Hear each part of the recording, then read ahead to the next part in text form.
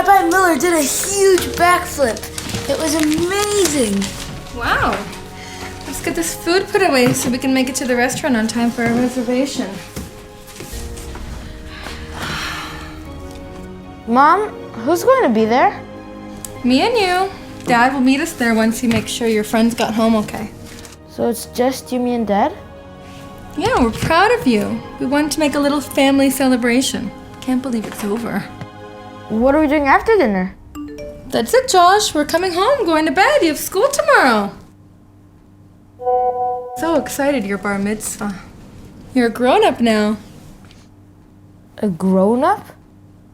You know what I mean. You're responsible now. You decide what's important to you in life. What do you mean?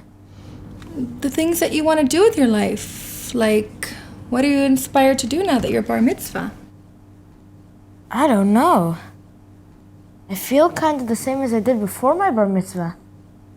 I'm supposed to say that I'm inspired to do the mitzvahs now, right? There's nothing that you're supposed to say. I thought it would be more exciting. That I'd feel different. Is this all it is? Now my mitzvahs count?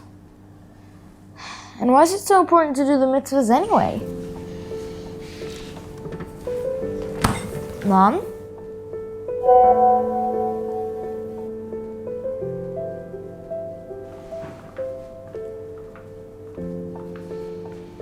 Your grandfather wanted me to give this to you at your bar mitzvah.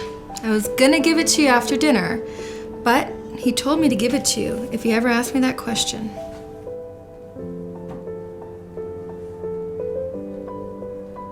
It's a sitter. It looks really old. He said it's a special sitter. I got a sitter as a gift at my wedding. It's been very precious to me. Thanks, Mom. But What? how is a sitter supposed to help me? Your grandfather said that your sitter is your doorway into the world of truth.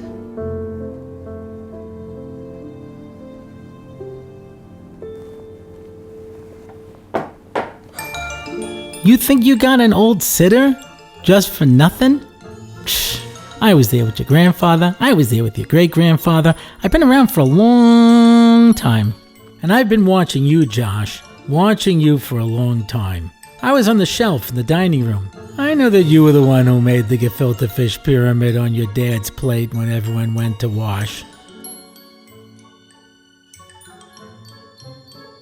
So I heard from the other room that you want to know what's different now that you're bar mitzvah. What's so important about doing mitzvot? So I tell you what I want to do for you. I want to help you out. Come with me, Josh. Come with you where? Josh? Did you say something? I was just talking to the sitter you gave me. I was just talking to myself.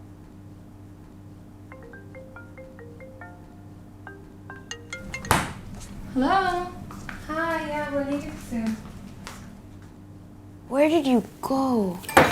Oh, I forgot. If you want to enter into the sitter, you have to have kavanah. You have to concentrate. Enter the sitter? Okay.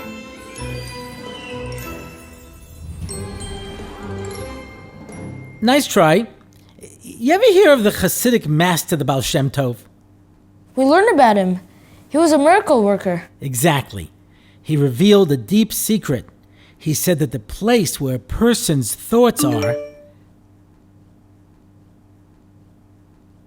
that's where he is. Yes. Like I was saying, you could be in the middle of talking to someone and suddenly space out. You can be wherever you want, in your phone, at the kitchen table, in your sitter. But to control that, you need to learn how to focus your mind. And to focus your mind, first you need to know what's on your mind. What are you thinking about, Josh?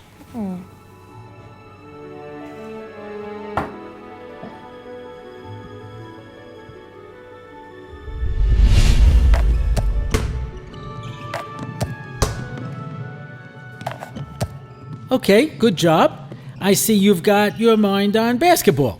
Yeah, my friend just told me that they're going to let our league play in the regional finals this year. Mazel tov. Now that you know what's on your mind, you can let it go and get yourself 100% into the sitter.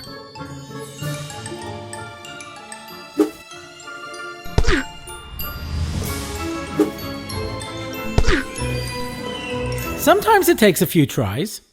Let's focus on your question now. Why is it important to do mitzvahs?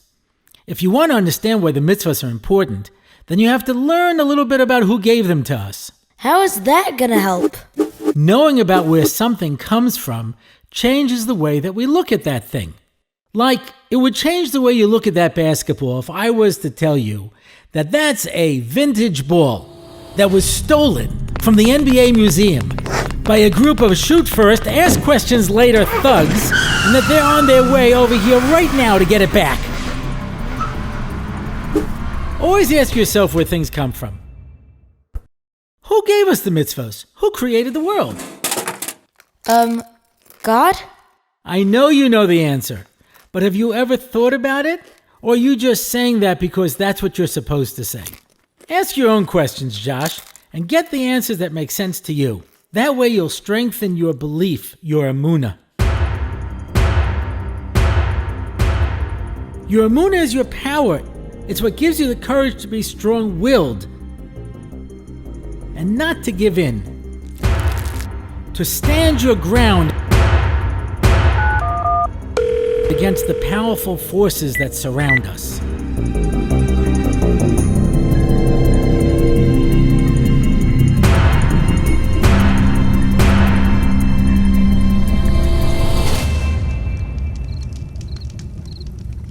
The strength of our Emunah is what has kept us around for thousands of years, while all of the other nations came and went. I want you to meet someone, Josh. I'm not the first sitter that ever came around in Jewish history. I mean, gosh, I'm only about 100 years old, but you know, there was Sidurim going back thousands of years. And there was a time before there were Sidurim. There was a time before there were Chumashim. Hold on to your seat. There was a time before there was Art Scroll. How did people survive? I know it's hard to believe.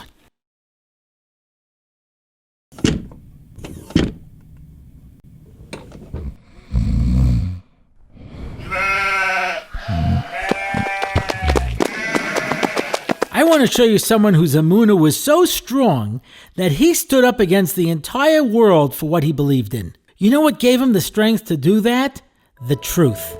He devoted his entire life to finding the truth. Okay, see the guy over there with the sheep? I know. He looks like the average guy with a sheep. But you take a look at his face, see something special about him? Yeah? I'll tell you what's really weird. I see a little bit of you in that face because that's your great-great-great-great-great-great-great-great-great-great-great-great-great-great-great-great-great-great-great-great grandfather. His name is Avraham. Last name is Avinu. You might recognize him from the stories. And you know what he's doing? He's doing the same thing you're doing. He's trying to figure out why he's here. He thought to himself, look at how complex this world is. Where did this all come from?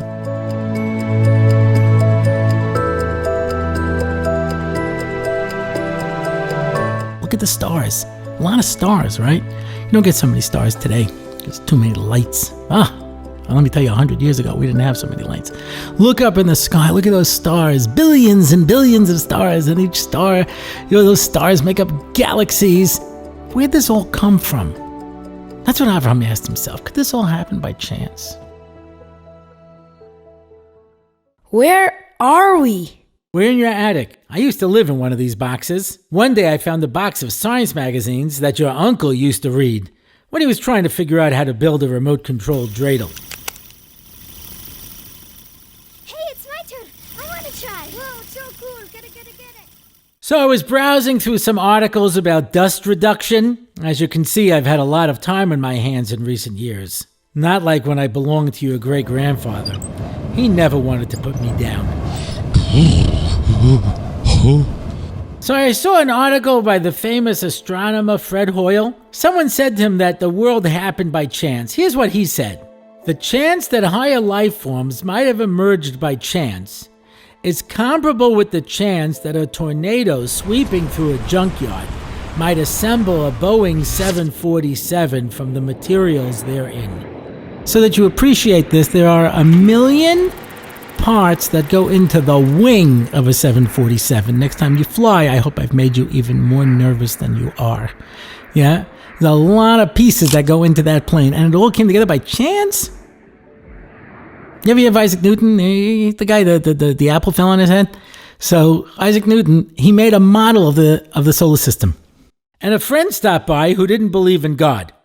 My, Newton, what an exquisite thing! Who made it for you? Nobody. Nobody? That's right, I said nobody.